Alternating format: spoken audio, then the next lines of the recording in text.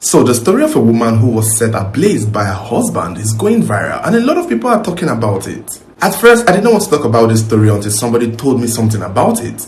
And now we just have to get into it. As tragic as this incident is, the one good thing that will come out of it is the lesson that we are all going to learn from it today in this video. So make sure you like and share this video because I feel like everybody needs to see it. So the quick backstory here is the lady named Chioma Unwana came home one day to her home in Abagana village in Anambra State. And then she was confronted by her husband, Mr. Unwana, who accused her of being unfaithful, who accused her of cheating.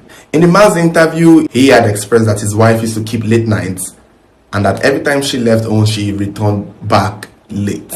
And so on this day, it was typical. He confronted her, and when he wasn't satisfied with her response, he doused her with petrol and threw a match on her, which ultimately caused her severe injury. She was taken to the hospital for a while. Unfortunately for her, she couldn't make it. It's not clear how long they've been married. She's pretty young looking, and it was said that they both have 5 kids together. Some sources say 6. However, the lady who reached out to me to tell me something unique about the story said that the man already had a previous relationship, a previous marriage, and had 1 or 2 kids from there. So there's a chance that the children that the media is reporting is one from his previous marriage and that of hers. Another thing that was stated was the fact that this is not the first time this man had abused this woman physically. Moments before her death, even while she was in the hospital bed, she kept lamenting that this is what marriage has cost her. She expressed her regrets. She used her last words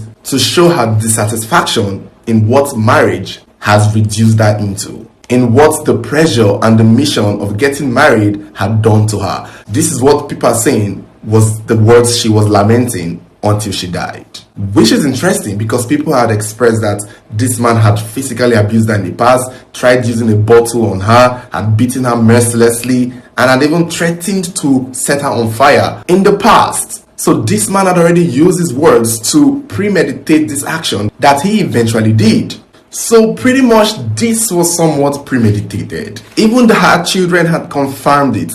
Even the church that I go to had confirmed it. So many times they said Chioma wanted to leave the marriage, but the church kept asking her to stay. Her family kept asking her to stay. The family, the church, the community, they will come and settle matters, and then she would stay in the marriage. And I can imagine that many of them would say she should stay for the kids, which she pretty much had a lot of. 5 kids.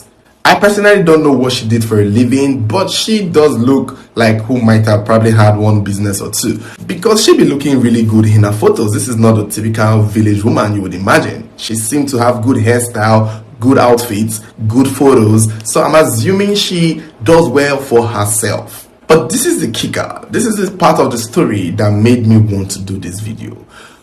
I got to learn that he had been married before, and that he was also like that with his ex-wife, and that the wife or mother of his first kids had to leave the marriage because of how violent, toxic, and abusive this man was. And this is why I think this story is important. A lot of women who date or marry men that turn out to be abusive, it would have saved them a lot of time. Probably it would have saved them their lives if they had found out how the person they are dating was in his previous marriage. Let me tell you, if a man used to beat his ex-wife, there is a chance he would beat you too.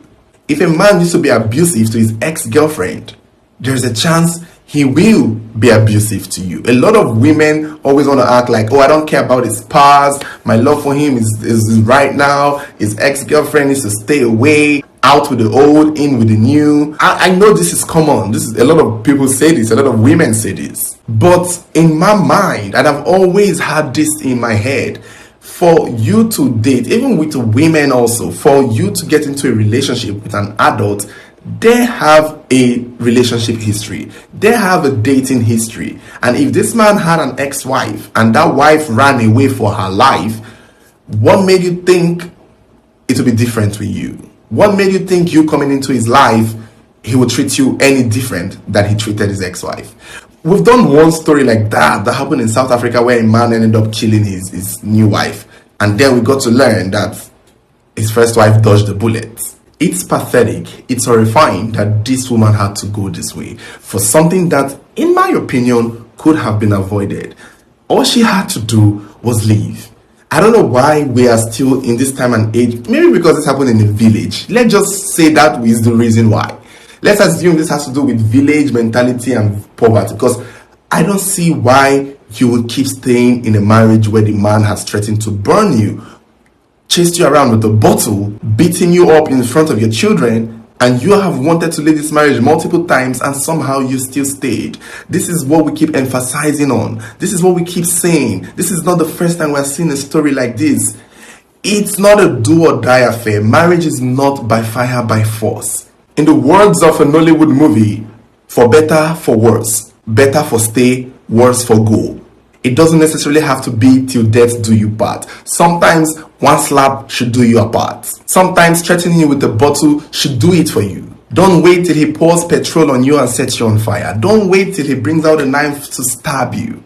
I don't know why, but it looks like more women will keep going like this. Even more men in less cases. Your abuser, you're not the first victim. The person you're dating, you're probably not the first lover. The person you're married to have probably dated multiple people in the past. Find out from them. You don't try to make the ex of your husband your enemy or the ex of your future wife your enemy. Learn how it was being with these people. A lot of jobs would not employ you unless they know how you were in your previous job. That should apply in relationships and marriage too. And if after hearing that this man was a horrible person to his ex-wife and you still chose to dive in, they say we should not do victim blaming. But, some women make it very hard. Some women just do. Some cases are just... this is why I didn't want to do this story. I did not want to do this story because I knew in my heart of heart that I'm sure it's not the first time. I'm sure she had seen the signs. And to now hear that he had an ex-wife that he also treated terribly and was physically abusive to and beat the woman black and blue, and she had to run away and leave, and then you saw it as an opportunity for you to dive in. I don't know if I should be compassionate. I honestly don't know. It's sad what happened to her, but it's sadder to think that it didn't have to happen, that it could have been avoided. All she had to do was leave. That was it.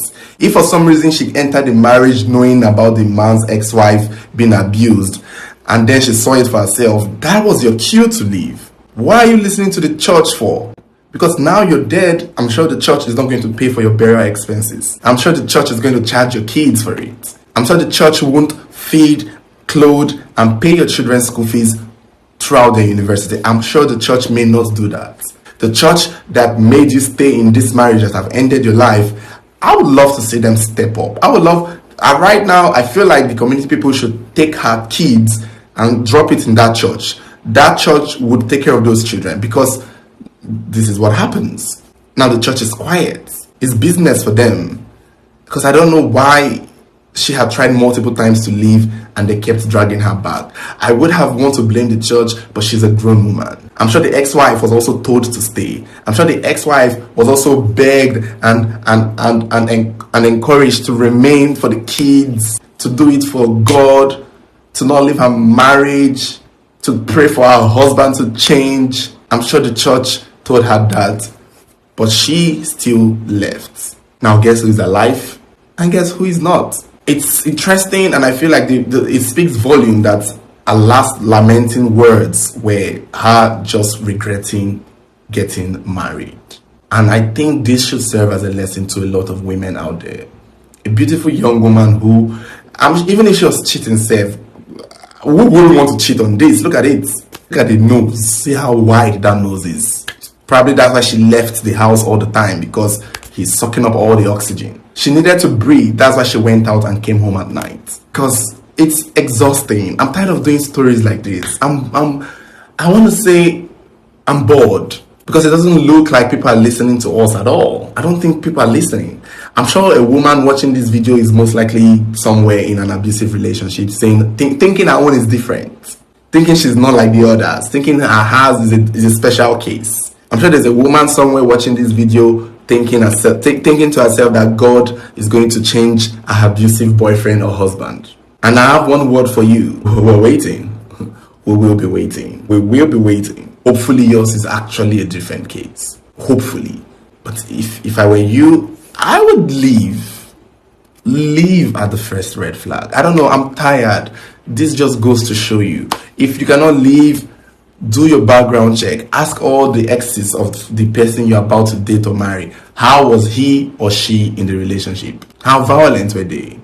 And that should give you a cue. You're not here that man you're about to get married used to beat his ex-girlfriend and beat his wife, and you are still going into the altar. You cannot hear that the woman you're about to get married to stabbed her ex-boyfriend and used to beat up her ex-boyfriend, and you are still going into the marriage. When you hear what the person you're about to spend the rest of your life did to their previous partners, and you still choose to go on with them. Thank you guys for watching. Don't forget to like, share, subscribe, and turn on notification button so whenever there is a new video, you'll be the first to get notified.